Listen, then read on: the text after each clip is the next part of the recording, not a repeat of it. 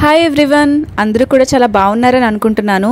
మీరు మీ ఫ్యామిలీతో ఒక్కరోజైనా సరే టైం స్పెండ్ చేయాలనుకుంటున్నారా? అయితే ఈ ప్లేస్ మీకోసమే. అనకాపల్లికి 11 కిలోమీటర్ల దూరంలో ఉన్న కొండకర్ల ఆవా లేక్. ఇది మోస్ట్ పాపులర్ లేక్ బర్డ్ శాంక్చురీకి, అలానే ఈ చుట్టుపక్కల ఉన్న గ్రామాలన్నిటికీ కూడా వెడ్డింగ్ షూట్స్కి అయితే ఇక్కడికైతే వస్తారని చెప్పేసి చాలా ఫేమస్ అండి. అండ్ ఇక్కడ వచ్చేసి ఏంటంటే మనం ఎవరికి వాళ్ళు ఈ బోట్మెన్స్తోని మనం ఈ ట్రిప్ అనేది ఈ చివరి నుంచి ఆ చివరికి ఎంత పడుతుంది ఏంటి అనేది మాట్లాడుకోవాలి. ఇక్కడ డిస్కషన్ అయితే అదే జరుగుతుంది. మేమైతే జనవరి 26 రిపబ్లిక్ డే రోజు వెళ్ళాము.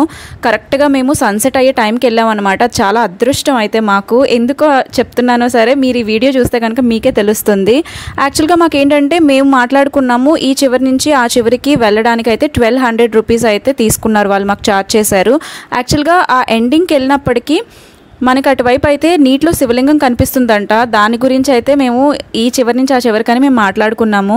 దారంతా కూడా మనకి చాలా చాలా బాగుంటుంది. ఫుల్ ఆఫ్ నేచర్ ఉంటుంది.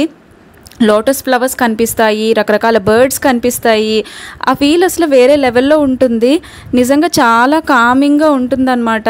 అలా స్లోగా ఉంటుంది కూడా జర్నీ అనేది. చిన్నపిల్లలు అయితే చాలా బాగా ఎంజాయ్ చేస్తారు.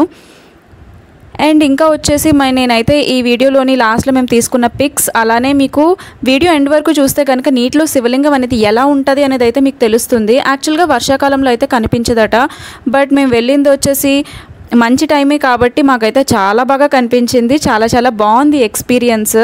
బర్డ్స్ని చూడడం కానీ, రకరకాల బర్డ్స్ని ఎక్స్ప్లోర్ చేయడం కానీ, చుట్టుపక్కల అంతా చూడడం కానీ నిజంగా కళ్ళకి ఐ ఫీస్ట్ అని చెప్పొచ్చు. మీరు కూడా తప్పకుండా ఈ ప్లేస్ అయితే విజిట్ చేయండి.